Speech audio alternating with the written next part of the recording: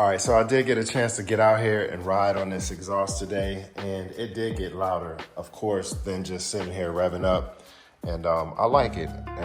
It is not what I expected, but I will learn to like it even more. When I say it's not what I expected, it just reminds me of the Lowrider S that I had. I had a 2-in-1 on that, and I think the 2-in-1s and the stainless, I don't know if it's just a memory for me or whatever, but I used to love the way that sounded.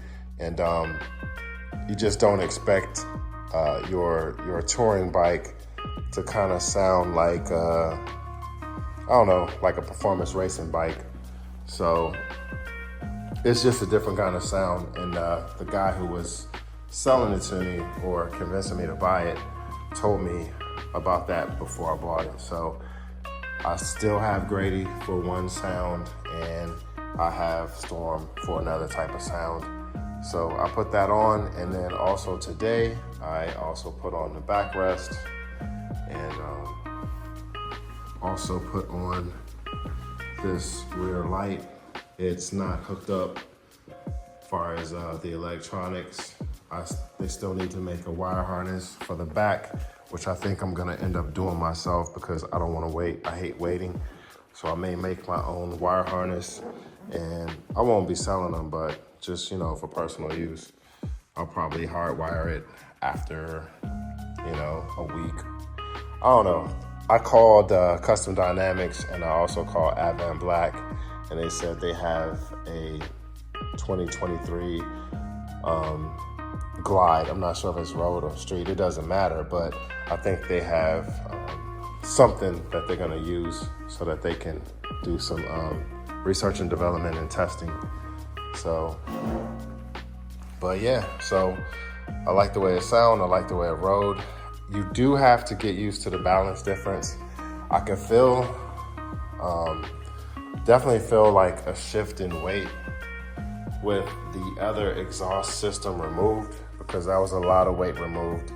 And I do need to balance out my bags now, I believe. I think I could feel where I had way more stuff in this saddlebag than the other. And that's kind of weird that you could feel that, but I actually did. So look at me, I'm going old school. I'm trying to open it from here. So yeah, and this one's pretty much kind of empty, but so yeah, it's coming along. I see guys doing bars, and I keep saying I'm not gonna do it because right out the box, I just love the way these bars work.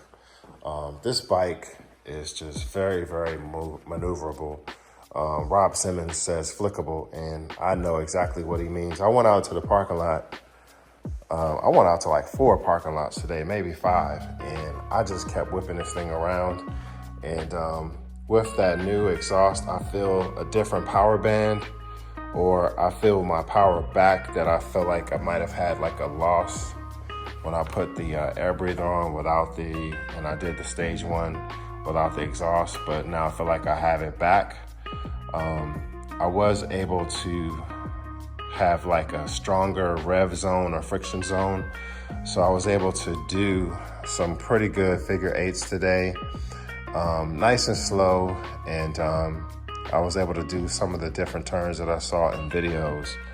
And, I knew that I was always capable of it, and I practiced before, but confidence level just shot way up once I felt that this bike is even lighter. It definitely even starts to remind me more of the Lowrider S than it does this big Grand Touring bike. Like Grady is just all out, straight, heavy duty heavy. And I don't know, maybe I'll do something like, I'll see if I can get permission from the people at the scales, and maybe see if I could go on there and weigh both bikes and just kind of see what the difference is. That would be interesting. So I hit 2,800 miles on Storm, and I'll be fast approaching Grady at some point, because Grady doesn't hardly have much miles. I rode Grady to Myrtle Beach and to Wisconsin, and that put the majority of miles on Grady, because Grady is pretty much the garage king. It says 9929 on Grady and 2800 on Storm. Grady's a 2021 with nearly 10,000 miles. And this bike is I just got it, and I already have pretty much almost $3,000. So I still love riding Grady the most, but I'm doing a lot of reviewing on Storm because it's new. And once the new factor wears off, I'm just gonna be back to the old school. I call it old school because it's historic now. Some people hate the changes and the modifications that they did to the Harley-Davidson with this new generation bike, but at some point, something has to change. Something has to become heritage. Something has to become classic. Something has to become old school. And that was just a generational change. Every now and then, it's just something that has to be done. So, but this bike right here, man. So guys, help me out. One of the things that's happening is when I'm riding, I get the red light and the tire indicator for the front tire. It just shows like a dash or a line, like it stops reading, and then it cuts out and the tire pressure shows back up again. So it's going out and cutting back on. And so what I've done already is I took it into the dealership. They installed a new TPMS sensor, tire pressure monitor sensor, and then they programmed it to the computer, and then they also changed my front bearings. I don't know why those bearings went bad so quick, because I mean, I hadn't had many miles on it. And but yeah, so bearings were bad. They changed the bearings and they changed the tire pressure monitor sensor, connected to the computer, and still didn't fix the problem. So they told me that I have to come back and they have to run a diagnostic and then determine what's wrong from there. But man, I just hate that, because that just means money for me. I know that you could run your own diagnostic through a sequence of button pushing, and it shows like all the errors and stuff like that. I don't have any errors. So I'm thinking, what do y'all think? I mean, you think they could have replaced it with another bad TPMS sensor? I just know that it's gonna be at least 2 hours of labor, maybe 3, at $150 an hour for a front sensor.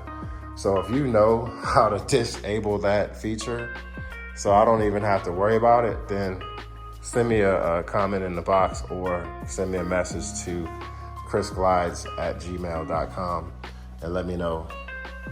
So let me know. All right, guys, I've talked enough. It's about 9:15. I'm about to take it on in the house. I hang out in the garage most of the time when I'm at home, and go in and get something to eat and watch some YouTube, and I'll see you guys next time. Oh, I was just watching, man, a video in here. Robert Simmons went to, I guess they went to Georgia. He was with Vanessa Challenger and Wood Jr. Man, that video is hilarious. Check it out. Wood is all in his refrigerator in the garage, and Rob's face is just hilarious, man. Those guys are, I mean, I can't wait. I gotta hang out with y'all three, man. That's funny as hell. And they rode up. I saw them go out to eat and do a few other things. And there's another guy in the video. I didn't recognize him, but nice to meet you virtually. But anyway, so Wood Jr. is in his refrigerator, man, and look at his face. He's just like, dude. It is funny, man. It's like, he's having a good time over there. They're having a good time, man. That guy is funny as hell, though.